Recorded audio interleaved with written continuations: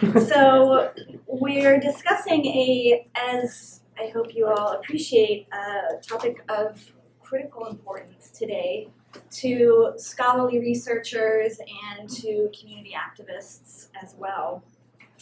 And I'm going to start a little more broadly than our panel with political and corporate threats to research. So this is a subject that comes up with both academics and community organizations whose research informs lawsuits, public policy initiatives, community organizing, and in some cases who are simply critiquing parts of social life that have vested subjects who don't want to be critiqued.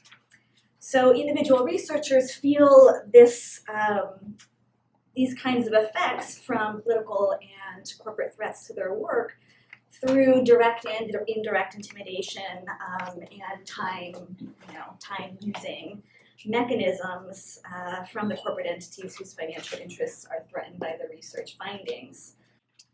Today we'll be exploring these issues specifically through the experience of the hog industry and its impact on its communities, its neighbors in North Carolina, as well as some of the legal and scholarly and community organizing mechanisms that our speakers will be describing as they've tried to contain some of the damaging effects of the hog industry. Where the issues are, I have smelled the odors, I've seen the problems, I see how close the animals are in proximity to where people live.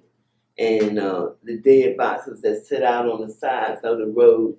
So this is the highway right here. This is the dead box, and that's somebody's house back there. That's how close it can be to, where somebody is. There was a community member that drove one of the dead trucks, and he was working one night, and he went to get out of the truck, and when he stepped down into a puddle of water. And I guess like about 6 weeks later, he was at the doctor's because his foot was totally infected.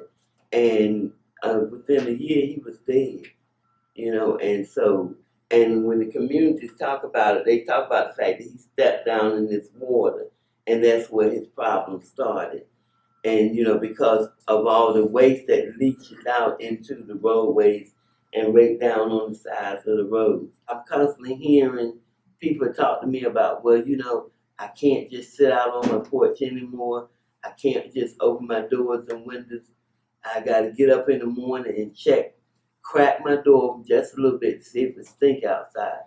If it doesn't stink outside, then I rush out to do what I have to do so I can hurry up and get back in before the odor comes, because when the odor comes, you don't want to be outside. And they don't use their clotheslines anymore, because when you hang the clothes out, if the odor comes, it gets into the clothing, then you are unable to wear the clothes without rewashing them. In the early days of the industry, they really acted like the mafia in North Carolina. The North Carolina Port Council, it acted just like the mafia. I mean, they literally was openly intimidating people. They would go up to people's homes. They had one lady, they went up to her house, and as a matter of fact, she was one of our state reps that listened to her constituents when they complained about the fact that they were being affected by this industry. And she went out and realized that what they were saying was true, so she wanted to see how she could help. And then the industry went after her, and she told us how they would walk across her yard right in front of her windows, and they would have guns and sticks, and they would just be saying things to her about what they were going to do to her. Community people, they've had many issues. Like, they go up to their house questioning them if they complain. They get certified letters from the sheriff's department telling them they could be made to serve time in jail or pay a fine for their groundless complaints. The role of lawyers in our line of work, public interest, lawyers working to support communities striving for social justice, is to move the arc of the law toward justice. Right? We often have law here doing terrible things, and we want to move it closer. And in my specific area of practice, it's also to improve health in particular particularly in vulnerable communities. And this work would be impossible. Most of the work would be impossible without scientific research. And so Title VI of the Civil Rights Act of 1964 prohibits discrimination on the basis of race and national origin by recipients of federal funds. North Carolina's Department of Environmental Quality is a recipient of federal funds, and they were permitting every 5 years. They just go ahead and issue the same permits without adequate protections for people's health, knowing full well that these facilities running on the lagoon and spray field system were impacting the surface water, the groundwater, health outcomes. Steve Wing's work shows kind of a relationship with the triggering of asthma and anxiety and issues of blood pressure and all kinds of health outcomes, as well as quality of life, being able to have barbecues, as well as property value, being able to fish, being able to use your water recreationally, aesthetic value, all these issues. They knew that there were these impacts, and yet they keep giving these same permits, and they failed to do a disproportionality analysis. They failed to look at the impacts. And then, having failed to look at the impacts, even when we said you should do this kind of analysis and see if you're violating Title VI of the Civil Rights Act of 1964, they just went ahead and did the permit, which we know has a disproportionate impact against African Americans, Latinos, and Native Americans. Because we don't see it as an accident that these animals wound up in predominantly African American, low income, and people of color communities. We feel like they were targeted because of their lack of political clout and economic clout to be able to fight this industry. We showed up for our first day of mediation with Naeema and a community representative from REACH and the representative, local waterkeeper. And lo and behold, who was in the parking lot but a guy named Benny Hudson, who was a lawyer for the pork industry. And it turned out that they were flying in two people, one from the law firm of Covington and Burley from Washington, two people from Washington. Benny Hudson came from Charlotte.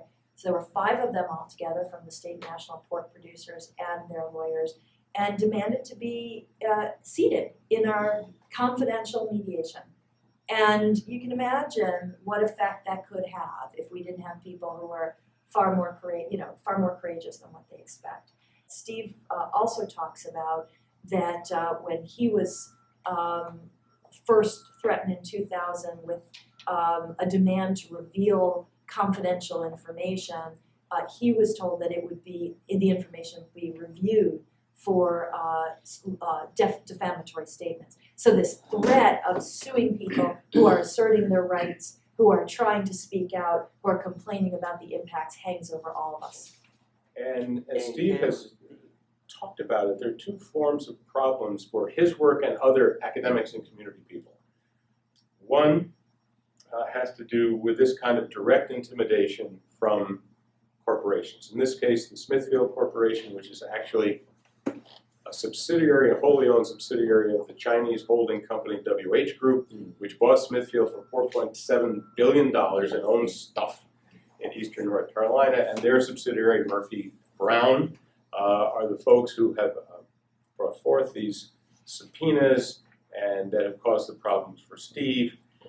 In addition, he has to sign various things about his research with government grants that he's not allowed to do calls for action. He has to let them know if he's going to be involved in anything that looks like lobbying or public advocacy or speaking out. And that is a further chilling effect. So if you add this all together, it means that people will back away from this research. What we are doing with the Rachel Carson Council, aside from trying to build a campus network to involve all of you, not just students, not just faculty, staff, administrators, in a network that's nationwide that will trade information, be involved together, and take action.